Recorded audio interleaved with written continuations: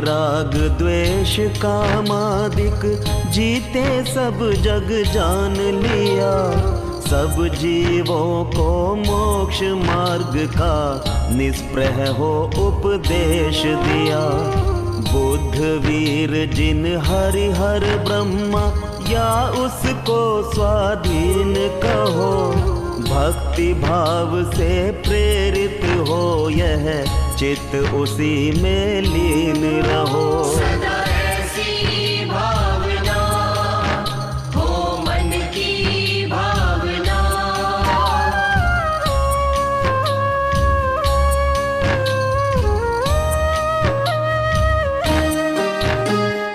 विषयों की आशा नहीं जिनके साम्य भाव धन रखते हैं। धन रखते हैं। निज पर के हित साधन में जो निश दिन तत्पर रहते हैं। जो रहते हैं। स्वार्थ त्याग की कठिन तपस्या बिना खेद जो करते हैं।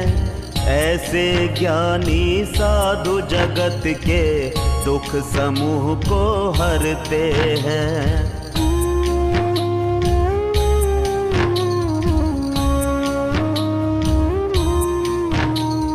रहे सदा सत्संग उन्हीं का, ध्यान उन्हीं का नित्य रहे। उन्हीं जैसी चर्या में यह चित्त सदा अनुरक्त रहे। नहीं सताऊं किसी जीव को, झूठ कभी नहीं कहा करूं। पर धन वनिता पर न लुभाऊं, संतोषामृत पिया करूं। रहे ऐसी भावना यही मेरी भावना।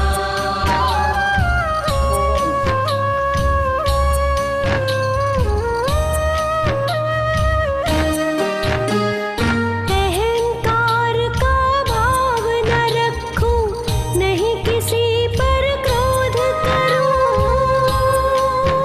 ना क्रोध करूं। Saksikan ka na join the atas minam. देख दूसरों की बढ़ती को, आता ना नाम। कभी न ईर्ष्या भाव धरूं। न ईर्ष्या भाव धरूं। रहे भावना ऐसी मेरी, सरल सत्य व्यवहार करूं। बने जहाँ तक इस जीवन में औरों का उपकार करूं।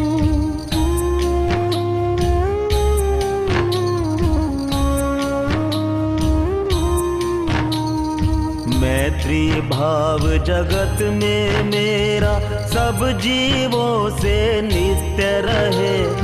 दीन दुखी जीवों पर मेरे उर से करुणा स्रोत बहे। दुर्जन क्रूर कुमार्ग रतों पर क्षोभ नहीं मुझको आवे। साम्य भाव रखूं मैं उन पर, ऐसी परिणति हो जावे। सदा ऐसी भावना हो मन की भावना।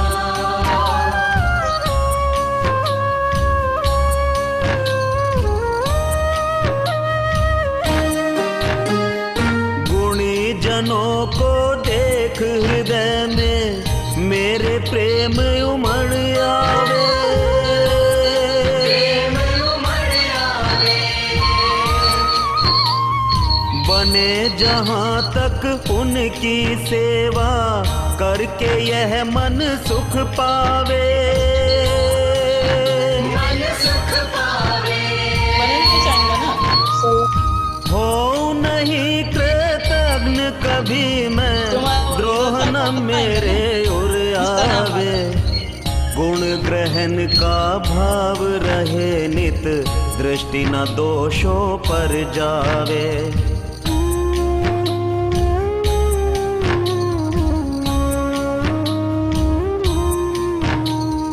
कोई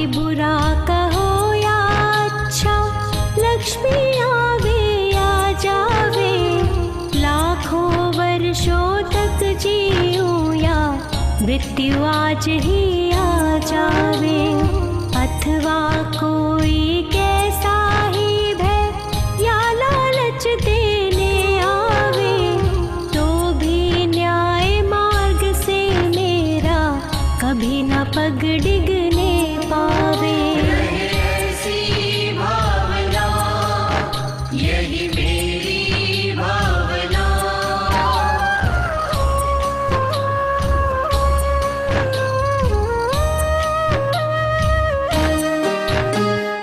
होकर सुख में मग्न न भूले, दुख में कभी न घबरावे, कभी ना घबरावे। पर्वत नदी शमशान भयानक, अटवी से नहीं भय खावे, कभी ना भय खावे। रहे अडोल अकंप निरंतर, यह मन दृढ़तर बन जावे, इष्ट वियोग अनिष्ट योग में सहनशीलता दिखलावे।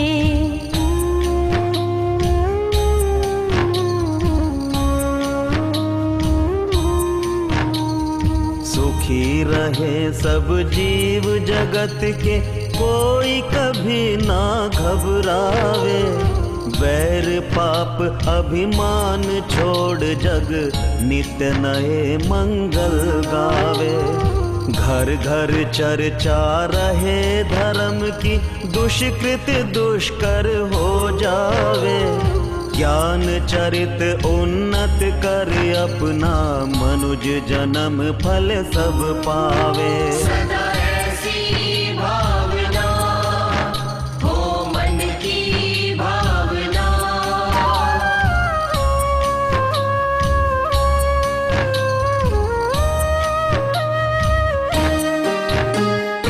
इति भीति व्यापे नहीं जग में, वृष्टि समय पर हुआ करे, समय पर हुआ करे। धर्मनिष्ठ होकर राजा भी न्याय प्रजा का किया करे। न्याय प्रजा का किया करे। रोग मरी दुर्भिक्ष न फैले, प्रजा शांति से जिया करे, परम अहिंसा धर्म जगत में फैल सर्वहित किया करे।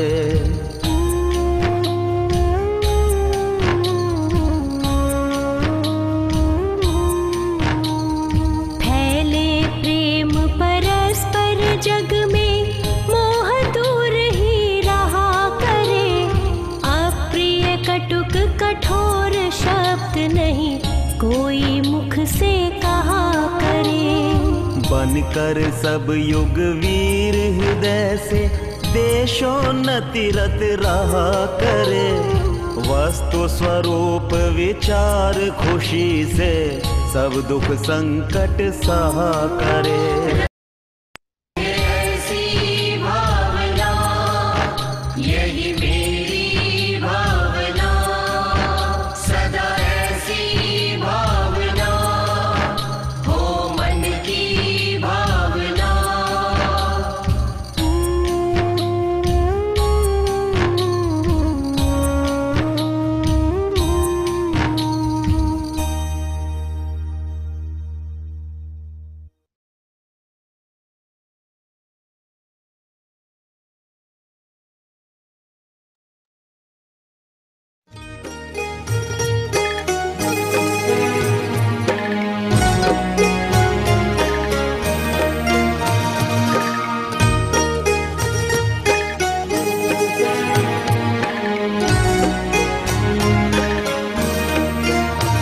षड्वाद नय षट द्रव्य गुण पर्याय और प्रमाण का, जड़ कर्म चेतन बंध का, अरु कर्म के अवसान का, कह कर स्वरूप यथार्थ जग का, जो किया उपकार है, उसके लिए जिनवाणी माँ को वंदना शत बार है। उसके लिए जिनवाणी माँ को वंदना शत बार है, वंदना शत बार है, वंदना शत बार है।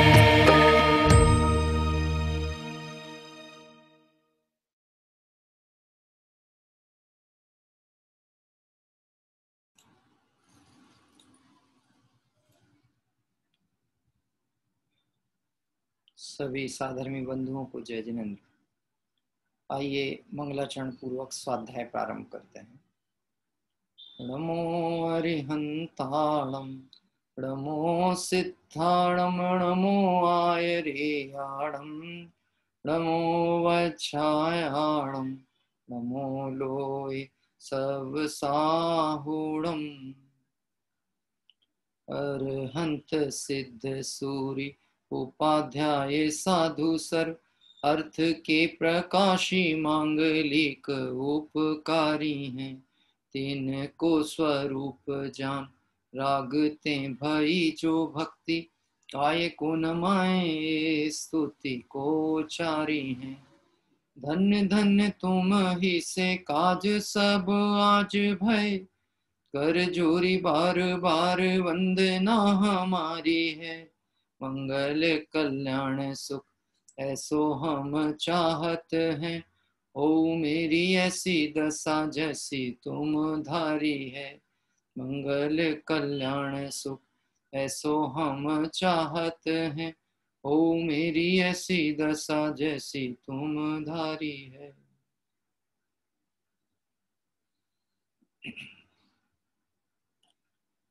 ब्रह्मचर्य धर्म के महात्म्य की चर्चा करते हुए हम सभी ब्रह्मचर्य निर्देशिका इस विषय पर, क्या ब्रह्म स्वरूप आत्मा है और उसकी लीनता का क्या फल है, और वास्तव में इस ब्रह्मचर्य की आराधना और अब्रह्म के परिणाम के क्या दुष्फल होते हैं, इन सभी विषयों पे थोड़ा सा चर्चा विचार कर रहे हैं। आधार जो पुस्तिका है वह है ब्रह्मचर्य निर्देशिका, आदरणीय बड़े पंडित जी रविंद्री साहब आत्मन के द्वारा विरचित संकलित कृति भी है, और कुछ उसमें उन्होंने अपने अनुभव से मौलिक विचार का प्रतिपादन भी किया है। क्योंकि इनमें जिन विषयों पे चर्चा की गई है ब्रह्मचर्य निर्देशिका में, ये सभी आगमोक्त जो सिद्धांत हैं, जैन सिद्धांत हैं, ब्रह्मचर्य की भावना की पुष्टि करने वाले हैं, उस आधार पर ही ये चर्चा चल रही है। आप और हम सभी अभी जिन विषयों पर चर्चा करते हुए आगे बढ़ रहे हैं, आइए एक पॉइंट है जो कल हमने रोका था, जहां चर्चा हमारी विराम ली थी, उस विषय पे बात करते हुए आगे बढ़ेंगे।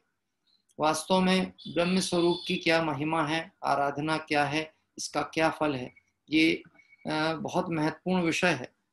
हमें ऐसा नहीं सोचना चाहिए कि हम गृहस्थ की भूमिका में हैं। तो बड़े पंडित साहब ही कोटेशन में लिखते हैं, गृहस्थी मतलब असंयम का लाइसेंस नहीं। क्या कहा? गृहस्थ दशा मतलब असंयम का लाइसेंस मिल गया, खुली छूट मिल गई कि अब तो हम गृहस्थ की भूमिका में, हमारी भूमिका क्या है। आप ये समझ लेना, जिस व्यक्ति को भूमिका का आड़ लेकर के अपराध करना हो, उसकी स्थिति बहुत पतित है। जो ये बात कहता है मेरी कौन सी भूमिका है, मैं तो अभी साधारण गृहस्थ हूँ, मैं तो गृहस्थ की भूमिका में हूँ, अभी कौन मेरे व्रत हैं। क्या कह रहे हैं आप? समझना, सम्यक दर्शन भी हो जाए, चौथा गुण स्थान भी हो जाए, तब भी नाम क्या पड़ता है उस समय? अविरत सम्यक दृष्टि। क्या नाम है? अविरत सम्यक दृष्टि। मतलब अभी उसके सिर्फ श्रद्धा गुण की निर्मलता हुई है, लेकिन चारित्र आदि गुणों की प्रबलता के कारण से उस जीव के अभी व्रत तो नहीं दिखते हैं, पर अव्रतपना नहीं है। आप समझना, क्योंकि व्रत संज्ञा जो है वह घटित होती है आगे के गुण स्थानों में। पंचम गुण स्थान से अभ्यास बढ़ता है और छठे गुण स्थान से व्रत संज्ञा लागू होती है ना। व्रति शब्द सुना ना आपने, अव्रति और व्रति। तो व्रति गुण स्थान कौन से वाले से चालू होगा कि पांचवे से अभ्यास क्रम में और छठवे की तरफ से बढ़ेगा व्रतपना। लेकिन चौथे गुण स्थान में व्रत की भावनाएं होती हैं, व्रत नहीं हो पाते। यथासंभव प्रयास तो वह भी करता है। जैसे मैं आपसे कहूं, अभी हमारी जो भी भूमिका अवस्था है और बचपन से हम तत्व ज्ञान के संस्कार को प्राप्त करते हैं, तो अष्टमूल गुण का पालन तो करते हैं, मद्य त्याग, मांस त्याग, मधु त्याग, पंचोदंबर फलों का त्याग, फिर उसके बाद में जमीकंद आदि का त्याग, 5 प्रकार के अभक्ष का त्याग, ऐसे पदार्थ जो 22 अभक्ष की श्रेणी में आते हैं, अपनी क्षमता अनुसार उसका भी यथासंभव पालन करने की कोशिश करते हैं। द्विदल आदि है, अनछने पानी का प्रयोग है, इसमें यथाशक्ति जितना बनता है उतना तो करते हैं, और जो नहीं हो पाता है उसके प्रति अपने परिणामों में दुख आलोचना चलती है। अभी हम जो प्रतिदिन पढ़ते हैं ना, ये क्यों पढ़ते हैं कि गृहस्थ की भूमिका में तो बहुत प्रमादचर्या होती रहती है, हमारे दैनिक जीवन में बहुत प्रमादचर्या संबंधी दोष होते हैं, इसलिए हमारे सावधानी वर्तन करे, और जो प्रमाद जनित हिंसा हुई है उस हिंसा से मेरा उपयोग हटे और थोड़ी सावधानी बढ़े, इस भाव से हम प्रतिदिन भाव प्रतिक्रमण पाठ पढ़ते हैं। देखिए, तो ये जो ब्रह्म स्वरूप की चर्चा की है, तो एक गृहस्थ की भूमिका में भी अभ्यास रूप कैसे चालू होगी, इसकी प्रेरणा ब्रह्मचर्य निर्देशिका के माध्यम से दी गई। और इसलिए ब्रह्मचर्य निर्देशिका को समझना मतलब ये है कि हम गृहस्थ की भूमिका में संयम की आराधना का अभ्यास कैसे करेंगे, है ना। तो कोटेशन याद रखना आप, ये ब्रह्मचर्य कहते गृहस्थ भूमिका मतलब असंयम का लाइसेंस नहीं, अपितु ब्रह्मचर्य की भावना भाने का स्थल है। कौन सा स्थल है? ब्रह्मचर्य की भावना भाने का स्थल है गृहस्थ की भूमि, क्योंकि यहाँ पर अभी थोड़ी वृत्ति पराधीन है, हमारी अवस्था कमजोर है, इसलिए हमें अवलंबन की जरूरत पड़ती है। तो हम किसका अवलंबन लेते हैं कि हम सत्संगति का अवलंबन लें, उसमें लौकिक जीवन में भी हम विकारों से बचें, ऐसे लोगों की संगति से बचें जो विकार रूप जिनकी परिणति है, और ये जो वासना आदि का परिणाम है, विकार परिणाम भी है, ये परिणाम भी सबके प्रति ना होते हुए इसे सीमांकित करने का अभ्यास करके विवाह आदि कर लिया, और विवाह करके गृहस्थ की भूमिका में रह करके मुनिपने का अभ्यास करता है। काय का अभ्यास करता है? मुनिपने का अभ्यास। तो मुख्य पने तो ब्रह्मचर्य में महत्ता तो मुनि धर्म की है, लेकिन एक देश रूप से अंगीकार भावना गृहस्थ पर्याय से भी प्रारंभ होती है। इसकी चर्चा के अंतर्गत ये सारी बात अपन कर रहे हैं। देखो, आप एक बात समझ लेना, जिनवाणी का कोई सा भी विषय होगा उसमें अपने को जोड़ेंगे हम तो हमारे कार्य की सिद्धि होने वाली। यदि हमने उसमें ये मान लिया कि ये तो मुनिराजों की चर्चा है, ये सम्यक दृष्टि की चर्चा है, ये गृहस्थ की चर्चा है, ये तो एकेंद्रिय आदि जीवों के दुखों का वर्णन चल रहा है, ये तो कर्णानियोग मतलब कहना चाहिए क्षेत्र आदि का वर्णन चल रहा है, या कृत्रिम चैत्यालयों का वर्णन चल रहा है। यदि इस दृष्टिकोण से देखा जाए और अपने को उससे परे रख दें, वो सब तत्व चर्चा से चारों अनुयोग से अपने को आपने परे किया, तो निश्चित समझ लेना आप भगवंत की वाणी का बिल्कुल भी लाभ नहीं ले सकते। चारों अनुयोग में शुद्धात्मा को खोजना। किसको खोजना? शुद्धात्मा। चारों अनुयोग में प्रथमानुयोग कथानक है, पुराण पुरुषों की कथा है, इसमें भी किसको खोजना है? वो जीव के पुरुषार्थ को खोजना, जीव के औदैहिक भावों को देखना कि उत्कृष्ट से उत्कृष्ट अवस्था जो आज मुक्ति को पधार गए उनकी भी हीन अवस्थाएं हुई थी, लेकिन पुरुषार्थ किया तो आज वह मोक्ष में, आज वह परिपूर्ण सुख अवस्था में, अवस्थाहीन थी और बाद में पुरुषार्थ हुआ तो हुआ। इस ब्रह्मचर्य की घटना में एक मैं कथानक प्रथमानियों के आधार पे याद आता है तो कह देता हूं, बाद में स्मरण आया कि नहीं आया। आपने द्रौपदी का नाम सुना है? द्रौपदी का नाम एक पांचाली के रूप में प्रसिद्ध हुआ जगत में। क्या कह रहे हैं? आपको पता है वैसे द्रौपदी स्त्री किसकी थी? द्रौपदी का पति कौन था?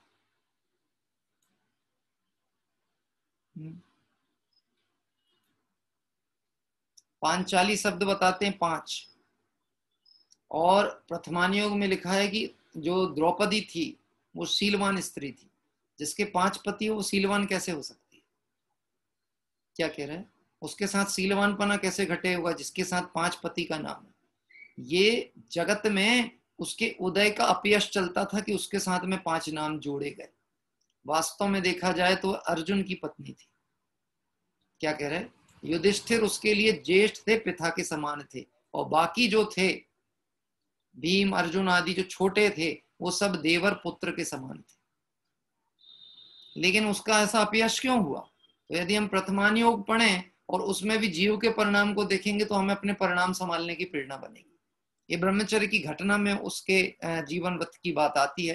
पूर्व भाव में किसी सेठ की पुत्री थी और नगर सेठ था, धनवान सेठ था, लेकिन पता नहीं इसके नामकर्म का ऐसा उदय विचित्र था द्रौपदी के जीव का पूर्व भाव में कि इसके शरीर से बहुत दुर्गंध आती थी। दुर्गंधा ही नाम था इसका, मतलब लोग इसको दुर्गंधा ही कहते थे। ये स्थिति हुई कि घर में रखना संभव नहीं होता था, फिर भी जैसे तैसे रखते थे। जब सेठ ने सोचा इसका विवाह कर दें तो कोई विवाह करने को तैयार नहीं। क्या कह रहा है? पर कोई एक व्यक्ति लोभ में आ गया कि बहुत धन मिलेगा, अगर मैं सेठ की पुत्री से विवाह करूंगा, तो से तैयार हो गया विवाह करने। लेकिन जैसे ही विवाह की प्रसंग आया वो उसकी गंध सूंघ करके वो भाग गया और अपने भाई को लोभ दे दिया कि तू मेरी जगह जाके बैठ जा। क्या? तो वो उसने भी धनादि के लोभ में इसकी बात मान लिया, बैठ लिया। विवाह होके घर आई तो वो भी घर प्रवेश करती है और उसकी गंध के कारण उसका वो जो दूसरे ने विवाह किया था वो भी भाग गया। मन में खेद खिन्न होकर के घर से भाग गई और यहां वहां भटक रही है। एक आरिका माताजी मिली, उन आरिका माताजी से अपना दुख बताया कि ऐसा मेरे क्या पाप का उदय, शरीर से ऐसी दुर्गंध होती है, कोई मेरे निकट में नहीं आना चाहता। हाँ, तो उन्होंने शौच धर्म का महात्म्य बताया, शरीर से भेद ज्ञान कराया। उन्हीं के पास में दीक्षा अंगीकार कर ली। किसने? द्रौपदी के जीव में, पूर्व भाव की। बाद में वह दीक्षा के बाद में उस भाव से अगले भाव में जो हुई वह राजा की पुत्री के बन में उत्पन्न हुई, अगले भाव। अब राजपुत्री बन के आई तो बहुत सुंदर शरीर, और भावना वहां पे क्या भाई थी? शौच धर्म की। तो यहाँ पे शरीर की अपवित्रता भी नहीं मिली, अच्छा था। लेकिन पूर्व भाव में एक उससे परिणाम बिगड़ गया। कब? आरिका बनने के बाद भी एक परिणाम विचलित हो गया। क्या हुआ? एक दिन आरिका की दीक्षा के उपरांत भी अभी तो थोड़ा सा अभ्यास क्रम चलता था। एक दिन एक वेश्या को 5 पुरुषों के साथ जाते हुए देखा। 5 पुरुष एक वेश्या के आसपास घूम रहे थे। तो उसने मन ही मन क्या सोचा, भाग्यशाली, इस जैसी भाग्यशाली स्त्री कौन होगी जिसके पीछे 5-5 पुरुष घूमते। आप समझते हैं? थी अवस्था अभ्यास काल, किसी आरिका के अंतर्गत अभ्यास कर रही है, लेकिन अभी भी बैठा विषय में परिणाम थोड़ा सा था। देखो भाग्यशाली ये है, मेरे तो राजपुत्री होने के बाद भी कोई मुझसे विवाह करने तैयार नहीं। मैं सेठ की पुत्री थी तो कोई मेरे साथ रहने तैयार नहीं। भाग्यशाली तो ये वेश्या।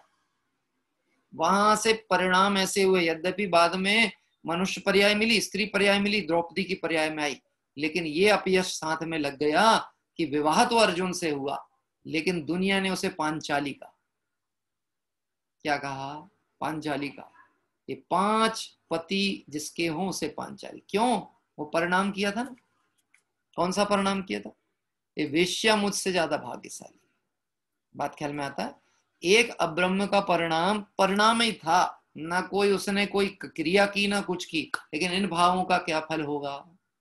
हाँ, मोक्षमार्ग प्रकाशक में ना टोडरमल जी साहब ने लिखा, श्रोता के लक्षण में बात डालिए। मैं कौन हूं, मेरा क्या स्वरूप है, यह जो चरित्र बन रहा है सो क्यों बन रहा है, और मेरे ये जो भाव होते हैं तो इन भावों का क्या फल होगा। इतना विचार तो नवीन श्रोता को उत्पन्न होता है। किसको उत्पन्न होता है? किसको?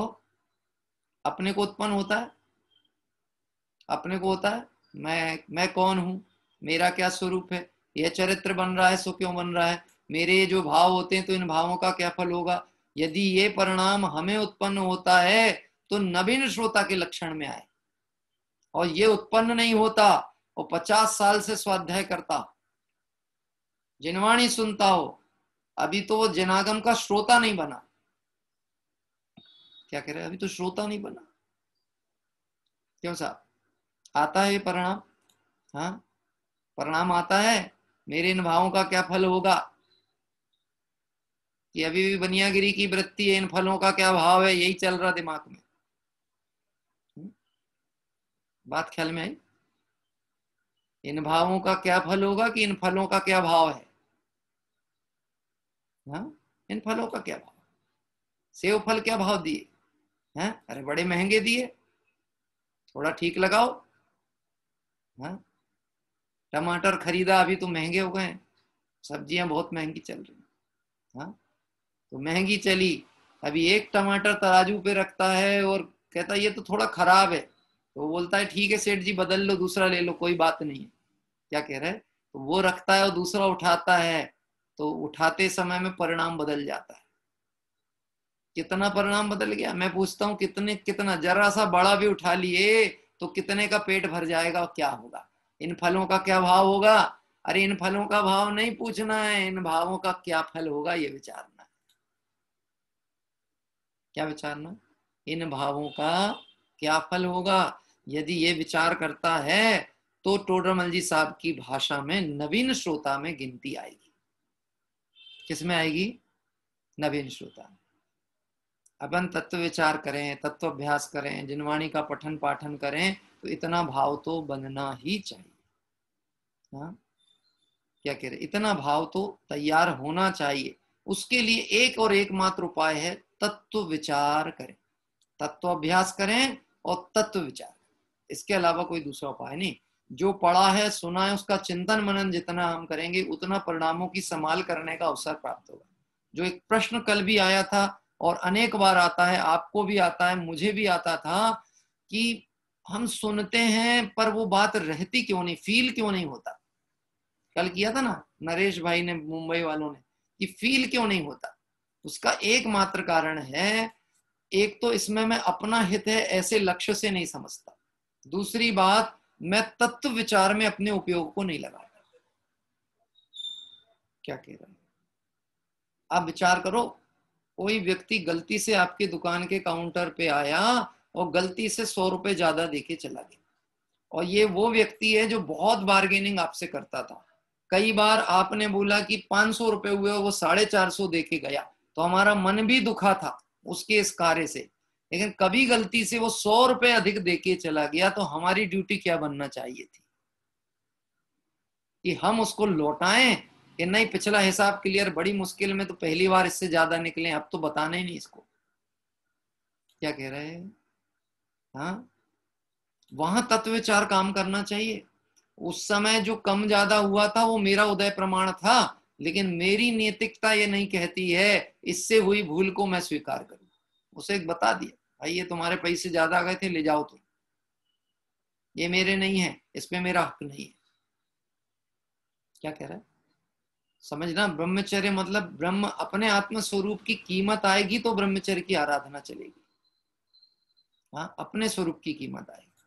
बात तो बहुत व्यवहारिक चर्चा की है, लेकिन ग्रहण किसको करना है? अपने आत्मा की कीमत को करना है। अपनी कीमत के बिना, प्रभुता के बिना पामरता नहीं जाती है। आज तक कोई भी जीव, सुमत प्रकाश जी भाई साहब के प्रवचन में बात आता है, आज तक कोई भी जीव ने नरक निगोदों के दुखों का वर्णन देख करके और पाप परिणाम को नहीं छोड़ा।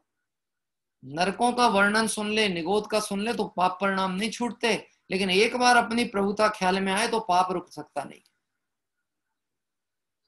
बताऊं एक एग्जाम्पल सरल भाषा में जो बात कही मैंने। हाँ, एक किसी सेठ श्रीमंत का लड़का है, सेठ श्रीमंत का लड़का, और गेंद नाली में चली जाए। हाँ, तो गांव गली के बच्चों के साथ ये स्थिति होती है कि नाली से निकालते हैं, पानी डाला मग्गा से, वो खेलने लगे क्रिकेट। हैं, आप लोगों में से भी कोई होंगे, नया उदाहरण थोड़ी ना है, ये तो अपन गांव गली के लोग हैं तो ये तो किया होगा, उसमें कौन सी आश्चर्य की बात है? ऐसा भी किया होगा। अब मैं आपसे प्रश्न पूछता हूं कि वो बच्चे को नाली में हाथ डालते समय ये पता रहता है वो किसका पुत्र है? नहीं, क्योंकि वो जिस संगति में है उस संगति के हिसाब से उसको लगता है यही खेल भी है और इस खेल का नियम यह है कि मेरे हाथ से गई तो मुझे निकालना है, और निकालेगा, वो खेलेगा। कभी किसी ने, दूसरे व्यक्ति ने देख लिया, अरे ये तो सेठ जी का लड़का है और नली में क्या कर रहा, तो उसने बोला, ए बाहर आओ, क्या करते हो वहां पे, तेरे पिताजी को बताऊंगा क्या कर रहा था नाली में उसके। हैं, नहीं नहीं नहीं नहीं, आप नहीं बताना। हाँ, तो उसने उसको बताया क्या हो गया था, क्या गए था, तो बोले वो गेंद चली गई। वो कितने की? तो 5 रुपए की। बोला है तेरे पिताजी का कितना बड़ा काम है, कितने संपन्न है, तो 5 रुपए की गेंद के लिए नाली में हाथ डालता है। वो चाहे तो तेरे लिए तो गेंद का कारखाना खोल दे। हाँ, अब मत करना, ध्यान रखना, तेरे पिताजी को बता दूंगा। इतनी बात कहने पर उसके ज्ञान में ये बात आई, मेरे पिता की सामर्थ्य बहुत है। क्या कह रहा है? तो पिता से कहेगा जा करके, मुझे 12 गेंद चाहिए, 10 गेंद चाहिए खेलने। हाँ, तो पिताजी में क्या काय के लिए चाहिए इतनी गेंद? तो बोले वो एक अंकल थे ना, वो चाचा जी, उनने बताए थे कि आपकी सामर्थ्य बहुत है, मैं गलती से नाली में हाथ डाल रहा था तो उनने मना किया। हाँ हाँ, अब तू हाथ नहीं डालना, जितनी चाहिए मैं दूंगा। अब मैं कहता हूं, उसको ये बात ज्ञान में आते से ही अब उसका हाथ नाली में जाएगा कि नहीं जाएगा? क्यों? अरे एक नहीं 1000 चली जाए, मैं किसकी संतान हूं? हाँ, अगर पाठशाला के बच्चे बैठे हो ना, तो मैं इनके लिए इस उदाहरण को सिद्धांत भावार्थ में ऐसा बोलूंगा। क्या कह रहे? अरहंत पिताजी मेरे, जिनवाणी माता मेरी, मेरे भैया अरहंत सहज है होना। बाल पोथी में एक कविता है। वीर प्रभु की हम संतान, धारे जिन सिद्धांत महान, समझे पढ़ने में कल्याण, गावे गुरुवर का गुणगान, पढ़कर बने वीर विद्वान, पावे निश्चय आत्म राम। ये बैठे छोटे छोटे बच्चे, हाँ, इनको याद कराना चाहिए ये सारी चीजें, उनको पता तो लगे हमारे निश्चय पिता का नाम क्या है। एक तो पिताजी हैं व्यवहार, जो मार्कशीट पे लिखा है, आधार कार्ड पे जिनका नाम लिखा है, और एक हमारे सच्चे पिता कौन है? अरहंत सिद्ध आचार्य, ये मेरे पिता है। जिनवाणी मेरी माँ है। ऐसी प्रभुता ख्याल में आने पे कि अरे मैं तो सिद्धों का लघुनंदन हूं, अब उसके विकार की तरफ जाने वाली परिणति, वो नाली में जाने वाला हाथ रुक जाता है। 5 इंद्रियों में भागने वाला विषय का परिणाम रुकता है। प्रभुता ख्याल में आती है ना, मैं कौन? देखना, ये ब्रह्मचर्य अपनी प्रभुता का ज्ञान कराने वाला धर्म है। आइए बढ़ेंगे कल के विषय के ऊपर।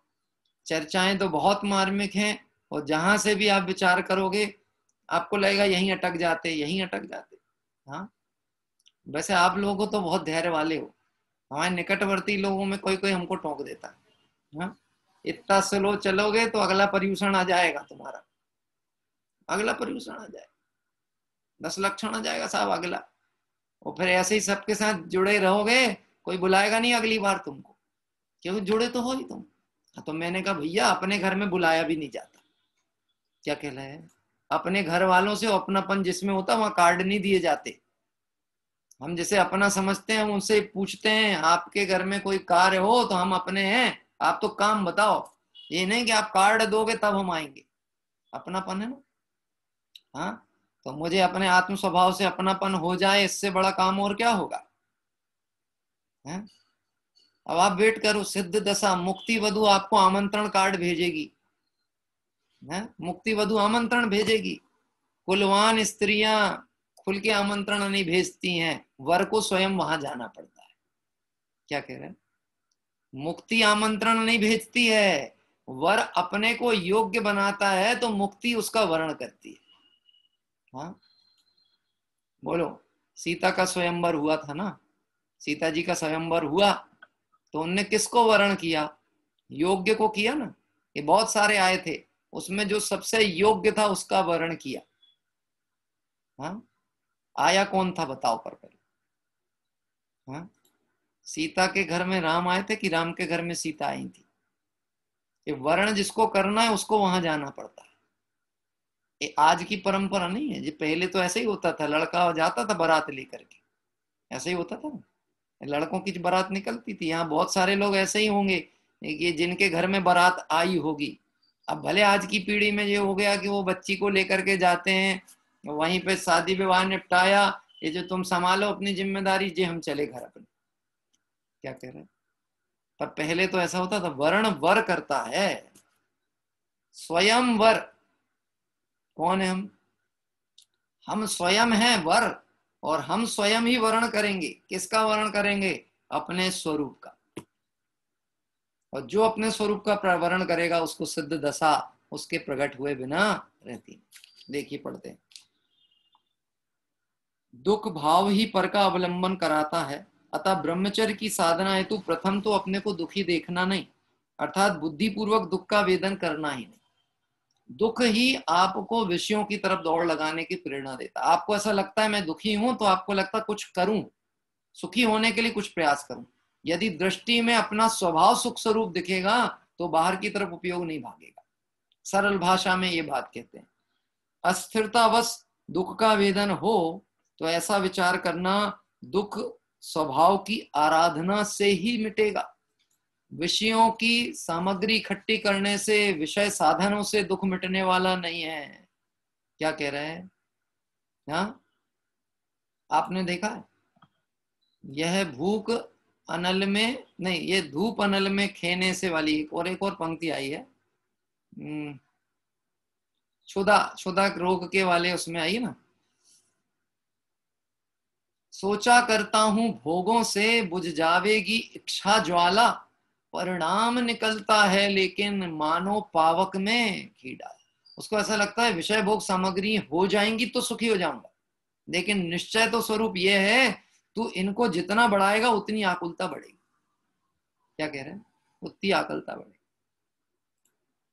आज ही मेरे घर में एक हमारे मंदिर जा रहे थे बच्चों को लेके, और पत्नी और हम 4 जन एक 2 व्हीलर पे बैठ के जा रहे थे। तो जगह कम पड़ रही है, जगह कम पड़ती, तो मेरे बेटे ने बोला पापा एक छोटी कार ले लो ना। है, छोटी कार ले, मंदिर में जाते हो एक छोटी कार ले लो तो आराम से बैठ के जाएंगे। मैंने कहा बढ़ाने की बात नहीं करना, घटाने की बोलना, सब दुबले हो जाओ। मैंने कहा दुबले हो जाओ और आराम से बैठते बने, बढ़ाने की बात नहीं करना। क्या कह रहा है? हाँ? आपको क्या लगता है कि ये एक एक संसाधन बढ़ते जाएंगे तो सुख बढ़ेगा कि विकल्प बढ़ेंगे? हाँ, विकल्प बढ़ते हैं, क्योंकि स्वामी संबंध बैठा हुआ है ना, मेरी मेरी मेरी मेरी मेरी। वो खड़ी बाहर है और रहती अंदर है। कार का गैरेज कहाँ होता है पता आपको? हाँ? कार खड़ी कहाँ रहती रात में?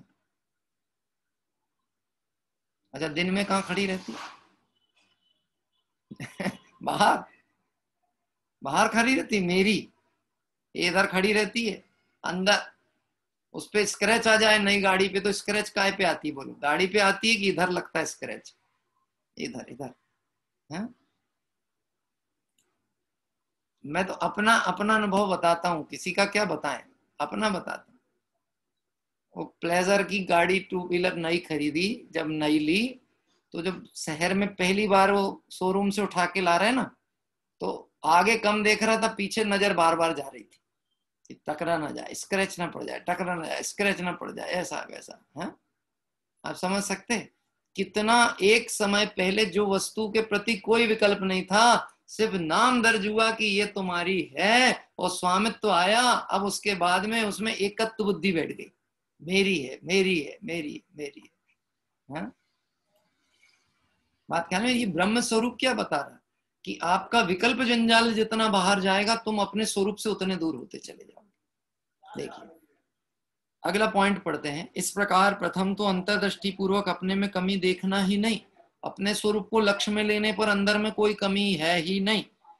पर्याय की ओर से कुछ कमी लगे तो विचारना, इसकी कमी की पूर्ति बाह्य साधनों से नहीं वरन अंतरंग में ही, अंतरंग से ही होगी। क्या कह रहे हैं? इस कमी की पूर्ति बाह्य साधनों से नहीं होगी वरन अंतरंग में, अंतरंग से ही होगी। कहां से होगी? अगर कमी दिखती भी है तो कमी की पूर्ति कहां से होगी? बाहर से कि अंतरंग से? पहले तो बात समझने की कोशिश करना, कहना क्या चाह रहे हैं। हाँ, पहले तो द्रव्य दृष्टि से देखना कि आत्मा परिपूर्ण है, लेकिन कमजोरी बस ऐसा लगता है कि नहीं अभी तो थोड़ी दशा कमजोर है, हीनता है, अभी उपयोग बाहर की तरफ जाता है। तो बाहर के जाता है तो बाहर के संसाधन पूर्ति करने से अंदर की पूर्ति नहीं होने वाली। ये जो बाहर में कमी दिखती है ये भी अंदर आंतरिक साधन से पूरी होगी, बाह्य साधनों से नहीं होगी। अब आंतरिक साधन क्या है? हाँ? आंतरिक साधन क्या है जिससे कि हमें बाहर में कमी दिखना बंद हो जाए? बोलो। एक बार श्रद्धा में ये बात आ जाए कि मैं कौन हूं और अपनी परिपूर्णता लक्ष्य में आए तो पर्याय की कमी छूट जाती है।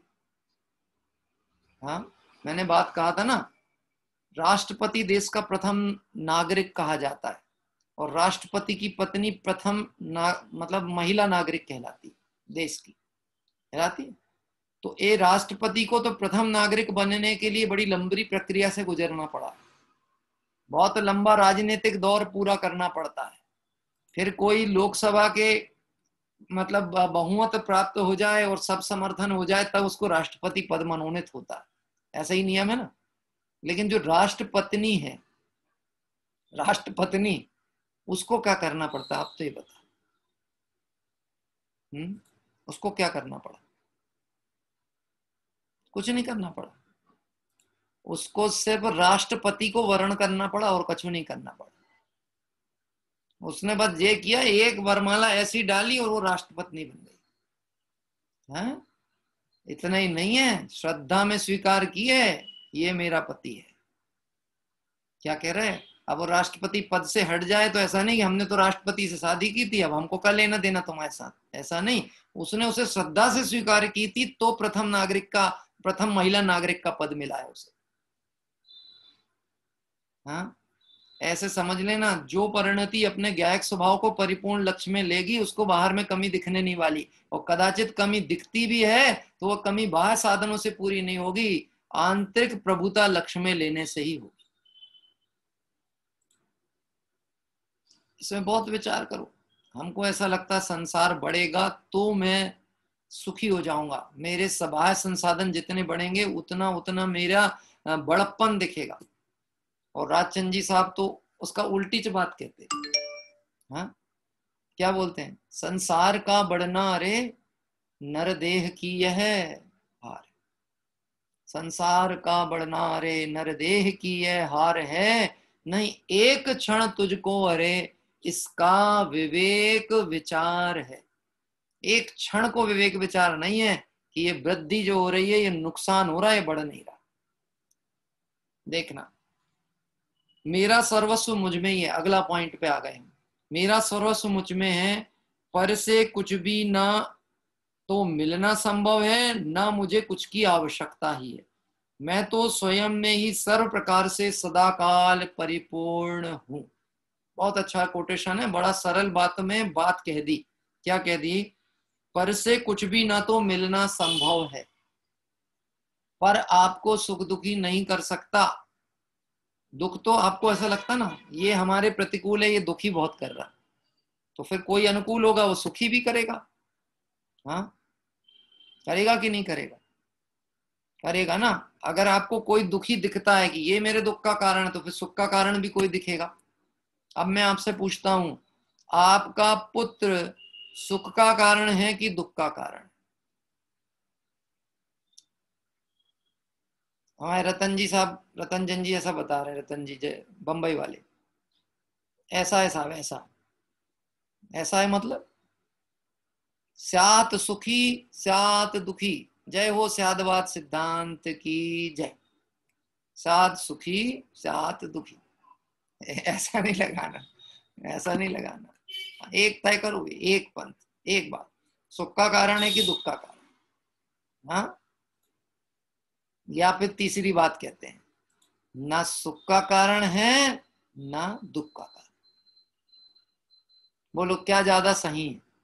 सुख का कारण ये दुख का कारण है, कि ना सुख का कारण है ना दुख का कारण? ज्यादा सरल क्या है और ज्यादा सटीक क्या है? ये तीसरी पॉइंट को दिमाग में ले लेना, ना सुख का कारण है ना दुख का कारण। और अगर आपने बोला सुख का कारण है तो तैयार रहना, कल ही वो तुम्हारी आज्ञा को डिसोबे करने वाला है, वो आपकी आज्ञा विरुद्ध जा सकता है। क्या कह रहे हैं?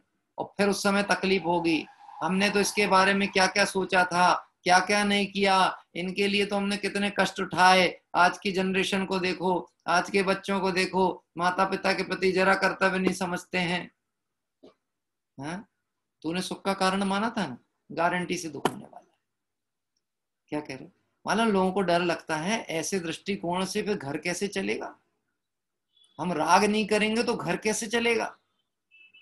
हाँ, हम उसको ज्ञान का गेय बना लेंगे, ये जो है ज्ञान का गेय है, राग ही नहीं करे, मोह खत्म हो गया तो भैया तो घर ही खत्म हो जाएगा। मैं आपसे यही तो पूछना चाहता हूँ, आप घर में ही रहना चाहते हो कि घर से निकलना भी चाहते हो? हाँ, अभी मैंने बड़े पंडित जी साहब का एक कोटेशन मंदिर में लिखा हुआ पढ़ा, बहुत सुंदर कोटेशन लिखा था, कोई साथ ना दे तो अकेले भी रहना। क्यों अकेले रहना? इस सिद्धालय में अकेले ही रहना पड़ता है। सिद्धालय में कैसे रहना पड़ता है? अकेले रहना पड़ता है। इसलिए ज्यादा भीड़ भपक्कड़ के चक्कर में नहीं पड़ना, सब साथी सब साथी सब साथी, कोई दिक्कत नहीं है। अकेले रहना पड़े तो भी कोई दिक्कत नहीं है। वो कह रहे हैं सिद्धालय का अभ्यास करो। कि सिद्धालय में कैसे रहना पड़ेगा? अकेले रहते हैं। तो देखो, तो ब्रह्म स्वरूप की आराधना में लिखा मेरा सर्वस्व मुझ में है, पर से कुछ भी ना तो मिलना ही संभव है और ना ही मुझे कुछ की आवश्यकता है। क्या कह रहे? कुछ की आवश्यकता।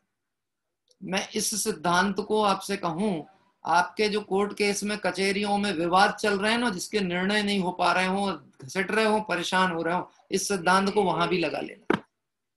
क्या कह रहे हैं? पर से कुछ मिलना संभव नहीं है, उदय नहीं होगा तो नहीं मिलने वाला, लड़ लड़ के परेशान हो जाना। और दूसरी बात, मुझे जरूरत भी नहीं, रखो तुम्हारा, तुमको मुबारक, मुझे नहीं चाहिए। क्या कह रहे हैं? मेरे उदय में होगा तो पीछे लग करके आएगा और नहीं होगा तो मुझे चाहिए नहीं। हाँ, आपने कभी परछाई से पीछा करवाया अपना? परछाई होती ना, परछाई, परछाई समझे आप? परछाई आगे चलती है कि पीछे चलती है? हाँ, कैसे चलती? आगे चलती कि पीछे चलती है? परछाई हमेशा पीछे ही होती है। हम मुंह पलट लेते हैं तो वो आगे हो जाती है, हम मुंह मोड़ लें तो वो पीछे ही है। क्या करना है? मुंह भर मोड़ना है। प्रकाश इस दिशा में आ रहा है और ये हमारा बिंब था, तो इस बिंब से टकराया प्रकाश, यहाँ परछाई बन रही थी। क्योंकि हम इस दिशा में ही जा रहे थे तो परछाई आगे आगे चलने लगी। क्या कह रहे हैं? अब हमको करना क्या है?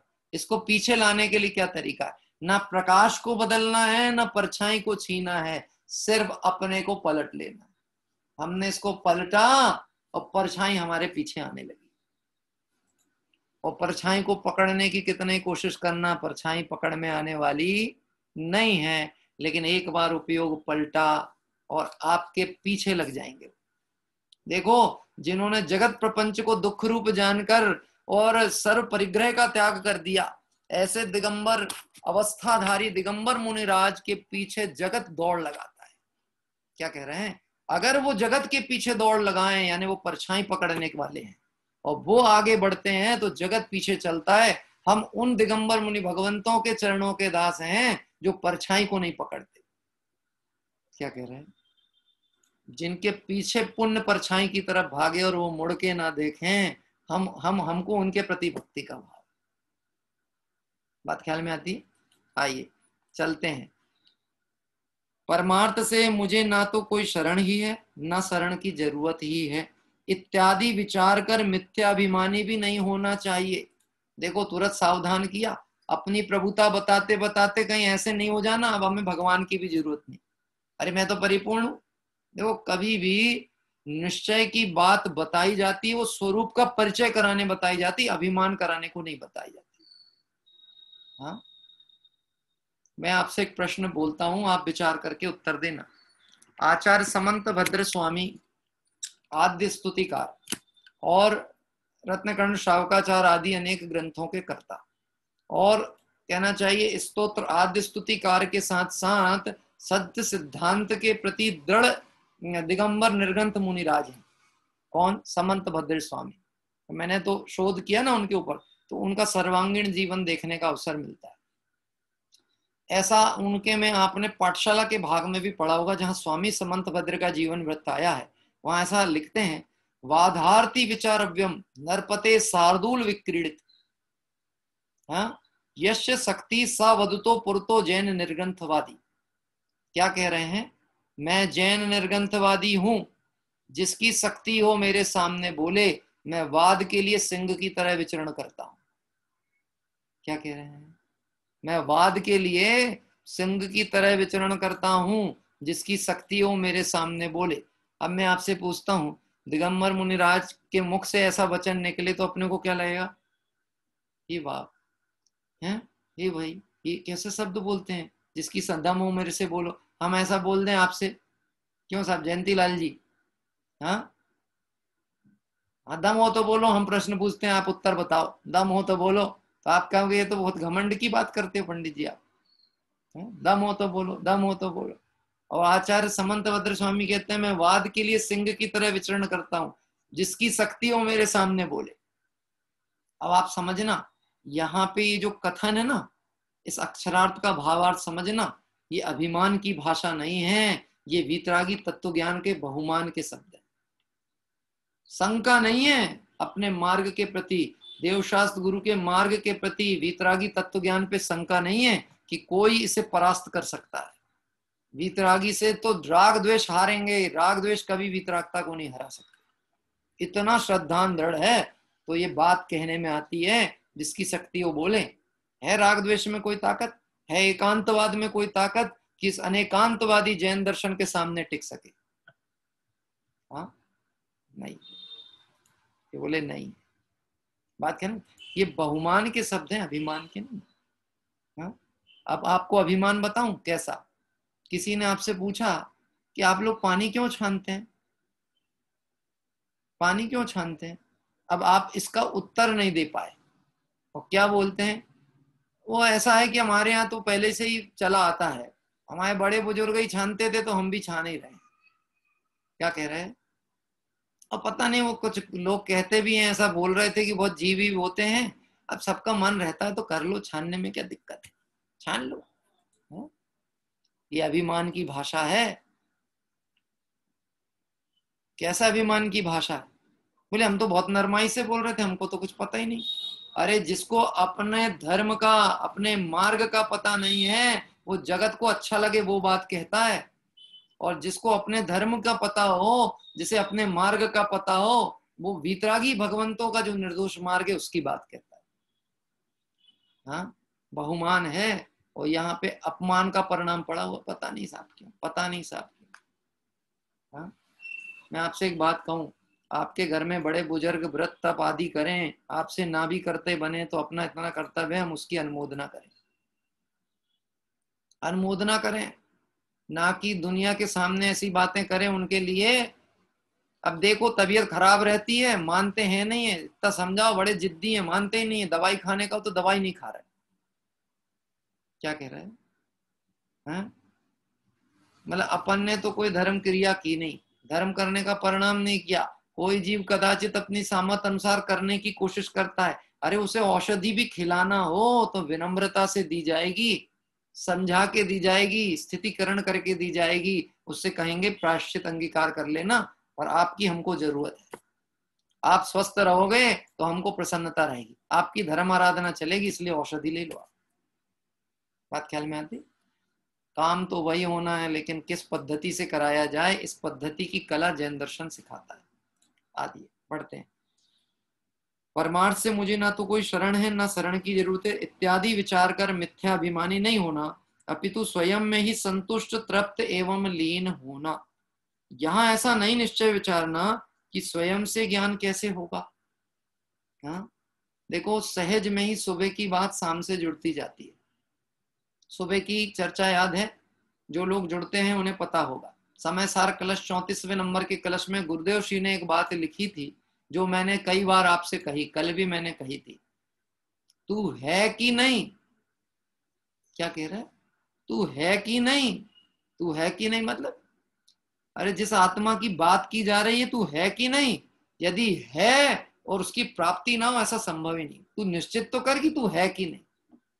हाँ, क्या कह रहे हैं? कभी किसी के घर में जाने के लिए दरवाजा खटखटाया आपने?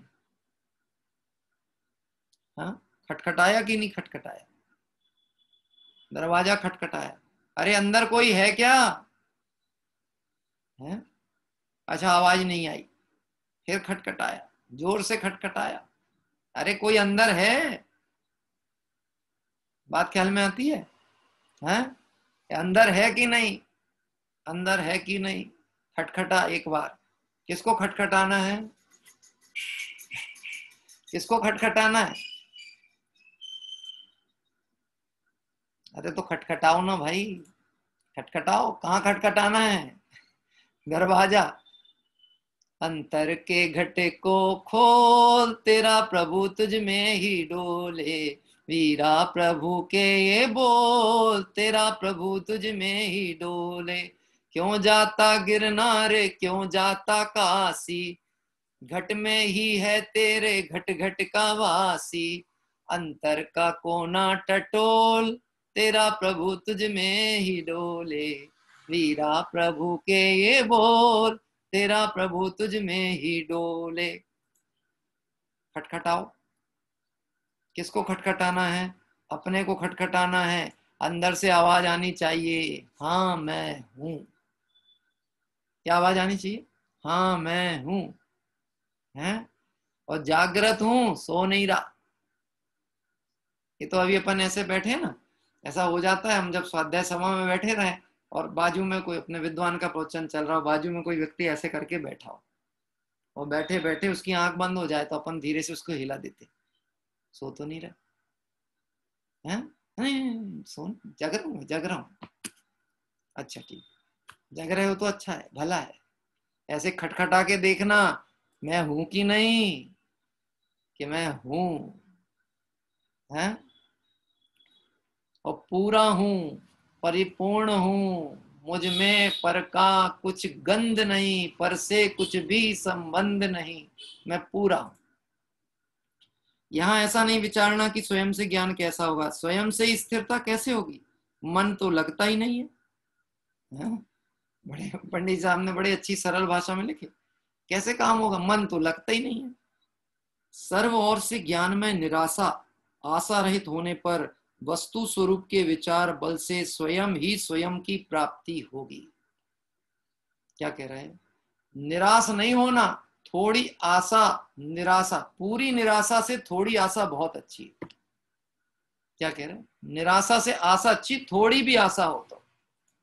आपको पता है डॉक्टर इलाज कब तक करता है किसी पेशेंट का? जब तक थोड़ी भी आशा होती है वो पूरा प्रयास करता है। अभी पदम जी साहब है ना, पदम जी पहाड़िया, तो जब मैं अपने पिताजी के इलाज के लिए इंदौर में था और बहुत समय उनके साथ भी रहा, उनके घर भी रहा, आता जाता भी था, एक बहुत अच्छी बात वो कहते थे। मालूम क्या कहते थे? अपन भयक्रांत हो जाते थे, अब क्या करें, ये उपाय असफल, ये उपाय असफल, ये भी काम नहीं कर रहा, ये नहीं कर रहा, वो नहीं कर रहा। वो क्या बोलते थे? सुनो, खोने के लिए कुछ भी नहीं है, समझ लेना, जो कुछ है पाने के लिए है। आप अपने प्रयास में जो भी सफलता कर लोगे वो प्राप्तिच कहलाएगी, नुकसान कुछ भी नहीं होने वाला। हाँ, यहाँ सफलता नहीं हुई, इधर इलाज में फल नहीं हुआ तो उधर गए, अरे अगर वहां काम बन गया तो वो उतनी भी आशा आपके लिए काम की होगी। यहाँ तो कह रहे हैं तू अपने लक्ष्य तो कर स्वरूप का, निराशा होने नहीं वाली, लेकिन आशा रहित नहीं हो जाना। हाँ, मैं आप एक प्रश्न पूछूं आपसे, आपकी आशा की परीक्षा हो जाएगी। हम भगवान बन सकते हैं कि नहीं बन सकते?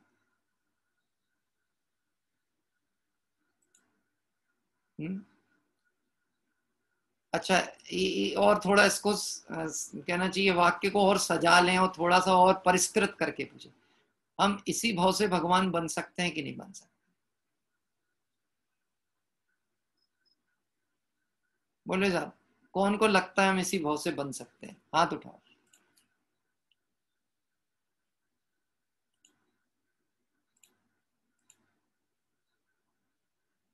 हाँ, आपको विचार करना हो तो आप विचार कर लो, मैं एक दो भजन की पंक्तियां गा देता हूं तब तक।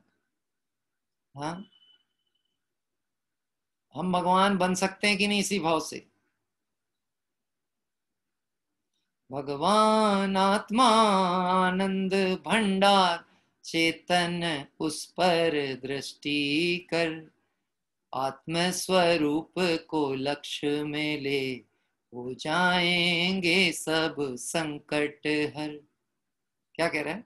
भगवान आत्मा आनंद भंडार, चेतन उस पर दृष्टि कर।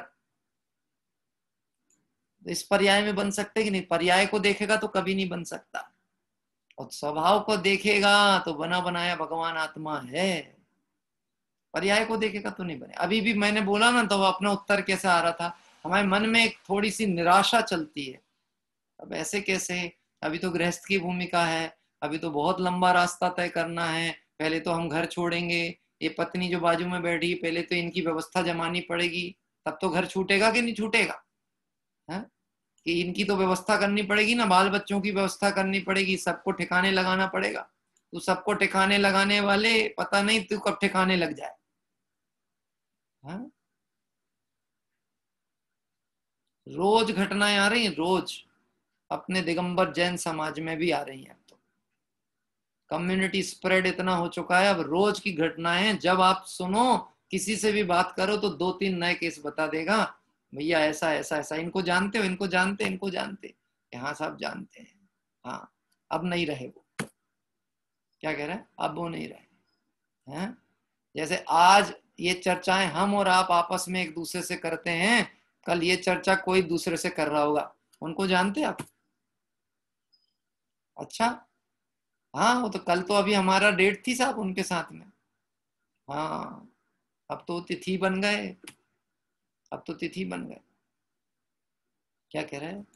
इसलिए विचार करना, गुणभद्र स्वामी आत्मानुशासन में इतनी सुंदर प्रेरणा देते हुए बात कहते हैं, जंगल में लगी हुई आग को देख करके सावधान हो जाना। जंगल में लग गई आग और चारों तरफ वृक्ष जल जल के धराशायी हो रहे हैं, वृक्षों पे बैठे प्राणी जलते जा रहे हैं, मरण को प्राप्त हो रहे हैं, और बीच में बैठा हुआ एक पक्षी, एक मनुष्य, पक्षी नहीं कहें, चलो मनुष्य है, वो ये देखता है ये मर गया, ये मर गया, ये जल गया, ये नष्ट हो गया, उसको ये नहीं लगता ये भीषण ज्वाला बढ़ती चली जा रही है, ये अभी तुझे काल की गाल में समा लेगी, पता नहीं चलेगा, अवशेष भी नहीं बचने वाले हैं। बोलो, इष्टोपदेश का है, हाँ, आत्मानुशासन इष्टोपदेश, इष्टोपदेश का 14वें नंबर का श्लोक अतुल भाई ने बोला। अच्छा है भाई, सावधान लोगों के साथ बैठो तो सावधानी होती है, कहीं चूक हो तो तुरंत सुधर जाए तो अच्छी है, तुरंत सुधर जाए। इष्टोपदेश, इष्ट उपदेश, अच्छा उपदेश, अच्छा संदेश, अपने हित की बात, इसको कहते हैं इष्टोपदेश। देखिए समय तो हो चुका अपना, 1 मिनट बचा है, ये पंक्ति पूरी करते हैं। स्वर्ग और से ज्ञानमय निराशा, आशा रहित होने पर वस्तु स्वरूप के विचार के बल से स्वयं ही स्वयं की प्राप्ति होगी, कहीं रास्ता ना दिखे। हाँ, तो एक रास्ता है, पंच परमेष्ठी छे सार, बीजू बधु असार छे। गुजराती में एक भजन सुना था मैंने, पंच परमेष्ठी छे सार, बीजू बधु असार छे। एक रास्ता है, चत्तारि शरणं पवज्जामि, अर्हन्ते शरणं पवज्जामि, सिद्धे शरणं पवज्जामि, साहू शरणं पवज्जामि, केवली पणत्तम धम्मम शरणं पवज्जामि। कहीं रास्ता ना दिखे तो यहाँ आना, और मैं कहता हूं कहीं रास्ता क्यों ढूंढते हो, जब राजमार्ग यह है तो यहीं आओ ना सीधे। हाँ, जगत से निराश होकर के यहाँ क्यों आते, होकर निराश सब जग भर से, अब सिद्ध शरण में मैं आया। अरे सिद्ध शरण में आओ तो निराशा ही नहीं होने वाली। हाँ? पर कोई बात नहीं, बच्चे को समझाओ, नहीं समझ में आती है तो पिताजी कहते हैं ठीक है बेटा, जब ठोकर लगेगी तब समझ में आएगी, अभी नहीं तो बाद में से। अब जब जिसकी होनहार होगी, भवितव्य होगा, उसी हिसाब से तो वो समझेगा, कोई के कहने से थोड़ी ना समझ पाएगा। देखो क्या लिखा है, रत्नत्रय प्रकट होता है, पूर्णता प्रकट होगी, सहज तत्व की प्राप्ति भी पर से निरपेक्ष सहज ही है। किसकी कह रहे हैं? सहज तत्व की प्राप्ति, अपने स्वरूप की प्राप्ति, अपने ज्ञान स्वरूप की उपलब्धि, ये पर से निरपेक्ष सहज ही है। पर में मिलने नहीं वाला, पर में खोजने का विकल्प व्यर्थ है, वहां पे अपना श्रम और अपना वीर खोने से कोई मतलब नहीं। यदि करना है पुरुषार्थ तो स्वा में स्वा की खोज के लिए करे तो निश्चित ही उसको अवश्य प्राप्ति होगी। इस तरह की ब्रह्मचर्य मार्ग की सुंदर आराधना।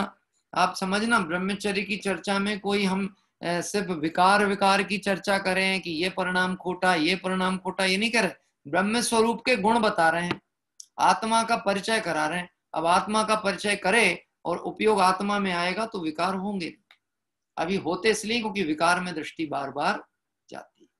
इस तरह हम सभी ये ब्रह्म धर्म की आराधना करें तो निश्चित ही मुझे अपने स्वरूप की प्राप्ति होगी, ऐसी भावना रखते हुए आइए भक्ति के क्रम में चलते हैं। एक आध बच्चे का वीडियो भी देखेंगे आज, छोटे बच्चों में से, और भक्ति के क्रम में चलेंगे। जी, कल हमने बोला था प्रमिला जी काला का नाम प्रेषित किया था, वो हैं आज क्या? हाँ, यदि आज हैं तो फिर हम उनका लाभ लेते हैं। हाथ उठाइए आप।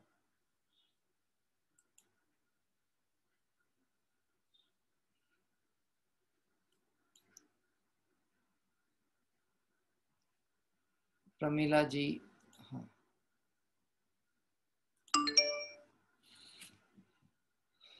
मुझे अभी तक दिख नहीं पाए हैं,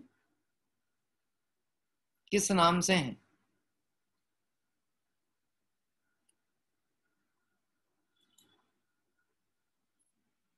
हाँ, नहीं दिख पा रहे हैं। चलिए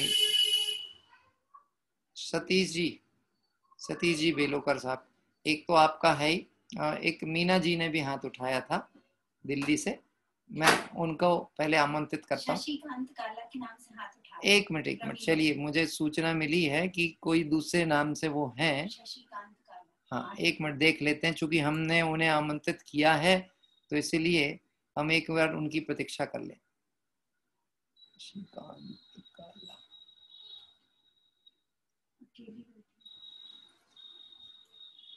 दिख क्यों नहीं रहे?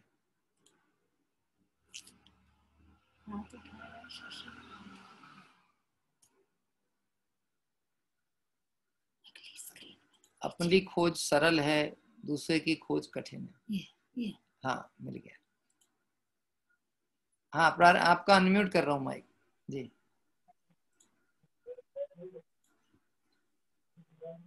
आपका ही है ना? हेलो। हाँ जी, हाँ बोलिए, आपकी वॉइस आने लगी।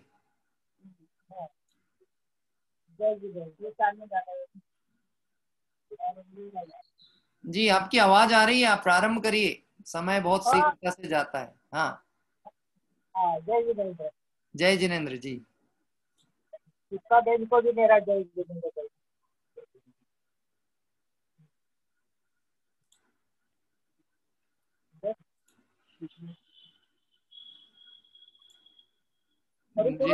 हाँ हाँ जी, प्रारंभ करें।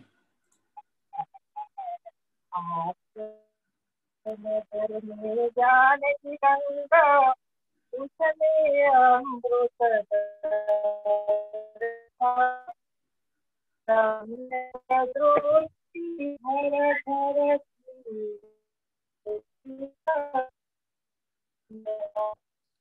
थोड़ा नेटवर्क डिस्टर्ब कर रहा है, आपकी आवाज क्लियर नहीं पहुंच पा रही है।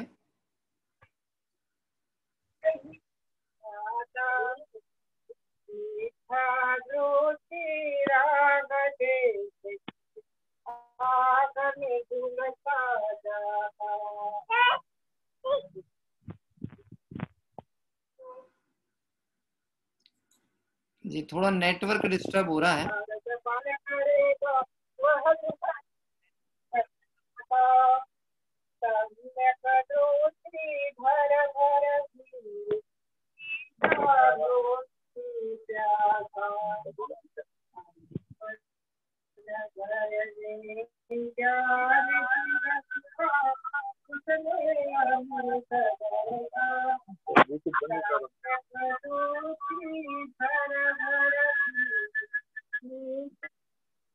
प्यासा राग भाव में धर्म मान कर के सही को वह कभी न सुलझा पाता। जो शुभ फल में तन्मय होता वह निगोद में जाता। सम्यक दृष्टि भर भर पीवे मीठा दृष्टि प्यासा। आत्मनगर में ज्ञान की गंगा उसमें अमृत बरसा। सम्यक दृष्टि भर भर पीवे मिथ्या दृष्टि प्यासा मानुष भव दुर्लभ ये पाकर आत्म ज्योति जाले में आकर के अपनी निधि उठा ले। तू है शुद्ध निरंजन चेतन शिवरमणि का वासा। सम्यक दृष्टि भर भर पीवे मीठा दृष्टि प्यासा। आत्मनगर में ज्ञान की गंगा उसमें अमृत बरसा। सम्यक दृष्टि भर भर पीवे मीठा दृष्टि प्यासा। जय जगन्नाथ। बहुत सुंदर भक्ति। शुरू में थोड़ा नेटवर्क्स की दिक्कत हुई थी पर वॉइस हमने समझ पाई और अच्छी थी। अभी आदरणीय प्रमिला जी काला जो दादी जी हैं उनके द्वारा ली गई थी। आत्मनगर में ज्ञान की गंगा जिसमें अमृत वासा है, सम्यक दृष्टि भर भर पीवे मिथ्या दृष्टि प्यासा है। ऐसे अपना जो चर्चा चलती है उस चर्चा और उस प्रसंग से ही भावों को लेते हुए एक सुंदर भक्ति अभी आपके द्वारा दी गई थी। और यद्यपि ये भक्ति सुनी हुई है और अंदर भी बहुत अच्छे भाव आए थे कि जिसको शुभ भाव का भी राग पड़ा हुआ है और निगोद जा सकता है। क्या कह रहे हैं? शुभ की वासना निगोद तक ले जा सकती है, क्योंकि परंपरा से तो संसार का ही हेतु का है ना। तो इसीलिए वो संसार हेतु परंपरा से जो है वह पुण्य की रस जो है सम्यक दृष्टि उससे विरत है। ऐसी भावना है इस भक्ति के माध्यम से अभी आपने और हमने सुनी। आइए बढ़ते हैं। छोटे छोटे व्यवधानों में भी लोगों को कई बार वो लेफ्ट हो जाते हैं, फिर पुनः ज्वाइन नहीं हो पाते हैं, तो कई अच्छी चीजें चूक जाते हैं। कोई बात नहीं, लेकिन आइए एक छोटी बालिका का एक वीडियो मुझे प्राप्त हुआ था। ये आरोही हैं जो सीता जी के रूप में कुछ इन्होंने प्रस्तुतिकरण दिया है। और ये पाठ जो है जिसका ये अभी वांचन यहाँ पे आपको 1 मिनट का देखने को मिलेगा। ये पाठ जो है ये हमारे बड़े अपने डॉक्टर साहब हुकुमचंद जी साहब के द्वारा जो पश्चाताप खंड काव्य लिखा गया उसके आधार पर। मेरा नाम आरोही जैन है। मैं 6 साल की हूँ। मैं आचार्य ज्ञान सागर पाठशाला की छात्रा हूँ। आज मैं आप सबको सीता का रोल प्ले के दिखाने वाली हूँ। अग्नि परीक्षा के पश्चात सीता को जग से वैराग्य हो जाता है और श्री राम के सामने कुछ इस तरह से वो अपने मन के विचार प्रकट करती है। अरे निंदा सुनकर मेरी नाथ त्यागा तुमने मुझको। अरे निंदा सुनकर मेरी नाथ त्यागा तुमने मुझको। धर्म की सुनकर निंदा कभी त्याग मत देना तुम उसको। धर्म की सुनकर निंदा कभी त्याग मत देना तुम उसको। त्याग देने से मुझको नाथ हुआ होगा थोड़ा आताप। त्याग देने से मुझको नाथ हुआ होगा थोड़ा आताप। त्याग देने से आत्म धर्म मिलेगा भव भव में संताप। त्याग देने से आत्म धर्म मिलेगा भव भव में संताप। हुआ सो हुआ किंतु अब तो जग की व्रणिक व्रति लख कर नहीं रहना इसमें मुझे। धरूंगी जिन दीक्षा हित कर। धरूंगी जिन दीक्षा हित कर। धरूंगी हित कर। धरूंगी जिन दीक्षा हित कर। जय जिनेंद्र। बहुत सुंदर। ये 6 वर्ष की बालिका के द्वारा सीता जी को जो वैराग्य का प्रसंग आया, या इन 2 घटनाक्रम उसमें उन्होंने दी है। एक तो वैराग्य प्रसंग की बात भी की, और जब सीता जी ने वन के समय में रामचंद्र जी ने प्रतांत वक्र सेनापति के द्वारा वन में छोड़ा था, तो जो संदेश दिया था वह संदेश अभी इस बालिका ने डॉक्टर साहब का पश्चाताप खंड काव्य है, आप YouTube पे भी देखेंगे तो आपको मिल जाएगा। उसको आप एक बार सुन के देखिएगा। बहुत ही सुंदर खंड काव्य है, लगभग 1 घंटे का खंड काव्य है। उसमें उन्होंने सीता और राम की अंतः मनोदशा का वर्णन किया। मतलब उस समय का प्रसंग क्या था, उनके परिणाम कैसे चलते थे। उसमें से एक बालिका ने बहुत सुंदर बात रखी, जैसे लोकोपवाद के कारण या जगत की निंदा के भय से आपने मुझे छोड़ने का भाव किया, ऐसे लोकोपवाद के भय से इस वीतरागी मार्ग को नहीं छोड़ देना। निश्चित ही मुझे छोड़ने में आपको आघात हुआ होगा, पर सीता का छूटना तो उदय अनुसार था, लेकिन धर्म छूट गया तो ऐसा आघात होगा कि अनंत भाव में अवसर मिलने वाला नहीं। ऐसे सीता के द्वारा राम का संबोधन एक क्रम इस पाठ में हमने देखा। आइए बढ़ते हैं आगे की ओर, भाव प्रतिक्रमण पाठ प्रारंभ करते हैं। हे अरहंत प्रभो, मुझसे मन वचन काय द्वारा कृत कारित अनुमोदना द्वारा समरंभ समारंभ आरंभ द्वारा प्रमाद इत्यादि विभावों द्वारा इस भाव में या पूर्व भाव में सच्चे देव शास्त्र गुरु की अभिनय हुई हो, व्रतों में अतिक्रम व्यतिक्रम अतिचार अनाचार दोष लगाया हो, एकेंद्रिय से लेकर पंचेंद्रिय तक किसी भी जीव की हिंसा हुई हो, विराधना हुई हो, दिन या रात में लगाए सर्व दोषों का पश्चाताप व्यक्त करता हूं, क्षमा मांगता हूं, वह मेरे सभी दोष मिथ्या हों, मैं मुझ में रहूं, इस प्रकार मैं इन सभी दोषों का प्रायश्चित करता हूं। ओम नमः सिद्धेभ्यः। आइए इस तरह से अभी अपनी आध्यात्मिक जो ब्रह्मचर्य धर्म की चर्चा है, इस क्रम में और हमारी मंगल तीर्थ यात्रा क्रम में कल प्रातः हम सभी पहुंचने वाले हैं एक नवीन सिद्ध क्षेत्र की ओर, इसका नाम है ऊन पावागिरी। और ऊन पावागिरी इस क्षेत्र से स्वर्णभद्रादिक मुनि भगवंतों ने निर्वाण की प्राप्ति की, और ये क्षेत्र में भी 11वीं 12वीं शताब्दी के शांतिनाथ, कुंतुनाथ, अरहनाथ और भगवान महावीर स्वामी के बहुत प्राचीन मंदिर और भगवंतों के दर्शन पूजन का लाभ प्राप्त होगा। और कल के पूजन आमंत्रणकर्ता के रूप में मेरा परिवार ही है, इसलिए मैं आप सभी को अभिवादित करता हूं। मेरे माताजी और मेरे मातुल पक्ष में मतलब 4 बहनें हैं माँ की, चारों बहनों का परिवार संयुक्त रूप से कल आमंत्रणकर्ता के रूप में है। तो कल आप सभी प्रातःकालीन हम सभी सिद्ध क्षेत्र की वंदन और पूजन के लिए पहुंचेंगे, ऐसी भावना रखते हैं। आइए अभी हम लघु जिनवाणी पाठ करते हुए ये सभा विसर्जित करेंगे।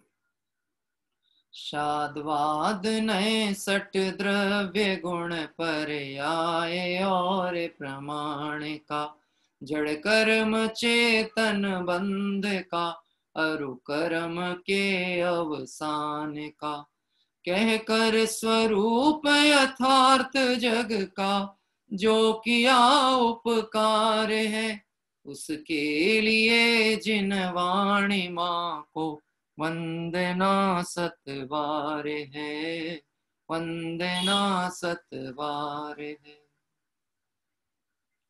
विधि पूर्वक णमोकार मंत्र का पाठ करेंगे। नमो अरिहंताणम, नमो सिद्धाणम, नमो आयरियाणम, नमो वज्रायाणम, नमो लोए सब साहुडम, नमो अरिहंताणम, नमो सिद्धाणम, नमो आयरियाणम, नमो वज्रायाणम, नमो लोए सब साहुडम, नमो अरिहंताणम, नमो सिद्धाणम, नमो आयरियाणम, नमो वज्रायाणम, नमो लोए सब साहुडम। जबली द्वादशांग में जिनवाणी माता की जय हो, देव शास्त्र गुरु भगवान की जय हो, अनंत अनंत सिद्ध परमेष्टि भगवंतों की जय हो, वीतरागी जैन शासन की जय। कल प्रातः काल पुनः स्मरण रखें, ऊन क्षेत्र पावागिरी की मंगल तीर्थ वंदना सिद्ध भगवंतों के चरणों में बैठ करके सिद्ध स्वरूप ध्यान के लिए आप और हम सभी आमंत्रित हैं। आगामी तिथियों में जिस परिवार को आमंत्रणकर्ता के रूप में परिवार सहित बैठने का भाव हो, अपने इष्ट मित्रों के साथ में तीर्थ वंदना करने कराने का परिणाम हो, वो नाम अवश्य प्रेषित करें। मेरे पास यद्यपि आगे के कुछ नाम हैं, लेकिन जिनके नाम अभी आ जाएंगे तो हमारे दिमाग में रहेगा कि उतनी पूजाएं तो लगभग अपनी क्रम में हैं, नहीं तो फिर बाकी तो जो है सो बिल्कुल हैं ही। तो आप निश्चित ही अपने नाम प्रेषित करना चाहें तो करिए। सभी साधर्मी बंधुओं को जय जय।